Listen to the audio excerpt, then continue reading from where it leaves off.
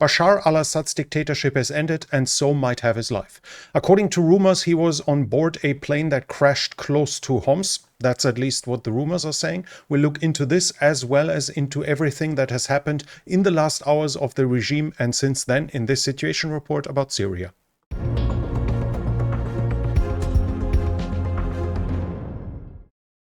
There was a Syrian government Ilyushin 76 that had left Damascus and was flying in the direction of Khmeimim, of the airfield that is occupied, still occupied at this moment by the Russians, from where planes are landing and starting towards Russia as of now. The plane was losing altitude though, as we can see here in the graphics. It was losing altitude and disappeared from the radar screens, and since then rumors are spreading that it might have crashed close to Homs. The rumors are that it might have been shot down even. Rumors, as you can imagine, are going wild. The Israelis might have shot them down, or the rebels might have done it, or even the Russians might have done it with their own S-300 due to the complete lack of control of the air defense systems due to the collapse of the system. Assad was supposedly on board, or maybe parts of his leadership, but so far it's unclear. And the difficult thing there is that for over 10 hours we still do not have any pictures of the plane crash site. This makes it actually more likely that the plane has landed at the airbase close to Homs. If you look at it here, Homs is here, and the plane disappears on the radar screen in this flying in this direction with an airfield here. That seems more likely that it might have been aiming at Khmeimim. Maybe the Russians told it, you can't land here, we can't take you in, because then, of course, the rebels might storm the base, and that could be a trouble for the Russians. So it might be more likely that the plane then took the next best option and landed there. Otherwise, we should by now see see pictures of the crash site, see a video of the plane going down, especially with the presence of cell phones these days. So as of now, I actually do not think that Bashar al-Assad was on board of the plane. I think he either is hiding somewhere in the country, or he probably already has left earlier. We have the senior Emirati diplomat saying here he declines to answer if Bashar al-Assad was heading to the United Arab Emirates, and he mentions, I say, you know, when you really look at this is really at the end of the day a footnote in history. I'm reminded a little bit by Kaiser Wilhelm II in 1918 when he went into a long exile. He declines to answer and talks about a long exile. That makes it much more likely that Bashar al-Assad was on that private jet that flew yesterday to the United Arab Emirates, and thus Bashar al-Assad is probably alive and in exile. Still, though, it continued, and the rebels have reached a lot of prisons and freed the prisoners there. One of them was the Sednaya prison, that has also been known as the human butcher house because of the victims there. And you have a video here where they freed women, and in a moment we'll see one of the most chilling pictures here where a small boy is wandering through the area here, apparently living most of his life, maybe all of his life, inside of that prison here where he was. Let me scroll forward to it. So they are just checking here. This is a boy, how old is he? 3-4 years old? Probably has lived his life in here. Obviously, the questions are, was he even conceived there? Maybe through guards, through torture.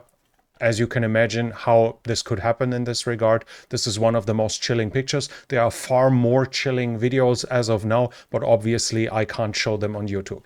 But it shows that whole families have been imprisoned, and even having children in those areas.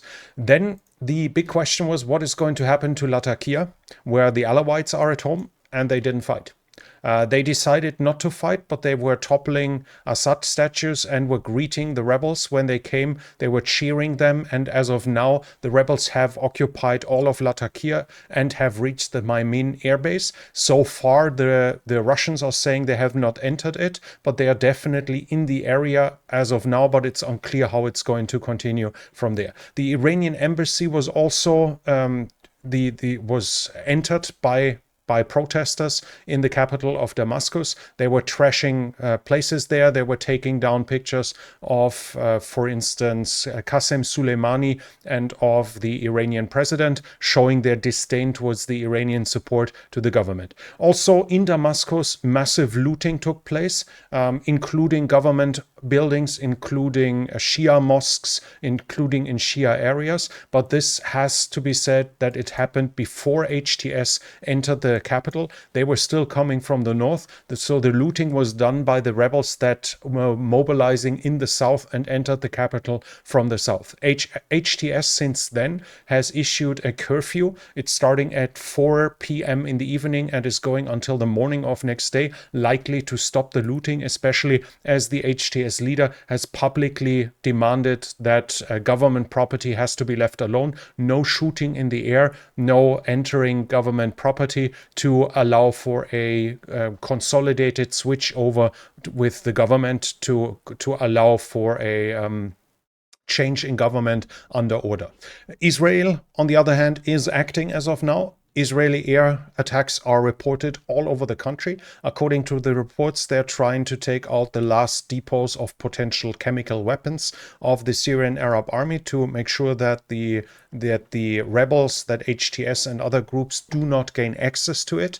And at the same time, they attack weapon storage depots, probably aiming, for instance, to make sure that man-pads are, as many man-pads as possible, are being destroyed on the ground and won't be able to be smuggled to some terrorist groups. As while we have some claims of peace and tolerance by the groups leading, especially by HTS as of now, obviously nobody forgets that they have roots in Al-Qaeda and thus might very well hand over weaponry to international terrorists. As of now, there's also the report that the Israelis have entered Syrian territory from the Golan Heights.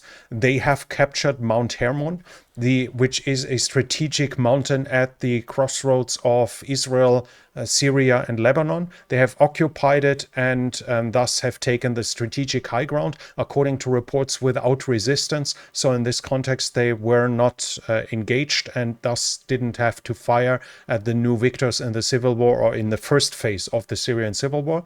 To which degree they entered territory besides that is unclear, but the Israeli Prime Minister Benjamin Netanyahu already said that he wishes for peaceful relations with all the groups inside of Syria. Basically, he offers a hand in peace to the Israeli victors in the civil war. We'll obviously have to see how it continues. So far, apart from that, there are claims by Russian mill bloggers that Russian soldiers are cut off inside of Syria. They are saying that Russian soldiers are far behind the lines. They were not able to evacuate in time. Now they're completely surrounded by rebels. And according to some claims, that we are even talking about serious numbers here, who have dug in to defend in all directions and don't really know further. This is a video that's been spread by the same channel here. This is supposed to show it, and it actually says Russian language. You hear Russian language being spoken there. So supposedly it is from Syria, showing Russian fighters, soldiers or mercenaries in Syria being completely cut off from the rest of their troops and from Russia, obviously. Russia right now is asking, according to reports, the Turkish government to aid with the evacuation of Maymin so they can get their material and their personnel out. So obviously Russia is asking Turkey to help with its contacts with the rebels to allow for the Russian soldiers in the Russian presence in Syria to end. Tartus is already completely evacuated, so these are likely the last hours of Russian military presence in Syria that we are witnessing as of now. As I already said, this is the first phase of the civil war, because the second one has started. According to reports, the SNA has already entered Manjib, but it's unclear. So according to claims, the SDF have then ambushed them and wiped them out. There are videos spreading of dead fighters that are supposedly from Manjib. And as of now, the US have threatened HTS and the SNA with approaching on the SDF too far to cross into the previously held SDF area. So at least under the current president, the US still wants to protect the SDF, at least as of now. We'll have to see how long that continues, whether Trump is going to be willing to continue that protection for the SDF here in the east of the country, but we'll have to observe that in the future, and we'll do that in future situation reports that we'll have on this channel. So if you like this video, please give it a thumbs up. It helps with the algorithm. Leave a comment about the developments and what you think Syria will turn into. And if you're new here, I would like to invite you to subscribe to the channel and hit the bell icon so you don't miss future videos. This channel is only possible because of the support of viewers like you. If you'd like to support the channel, you can do so by the means in the description. But that's it from me for now. Thank you for watching, and I'll be back.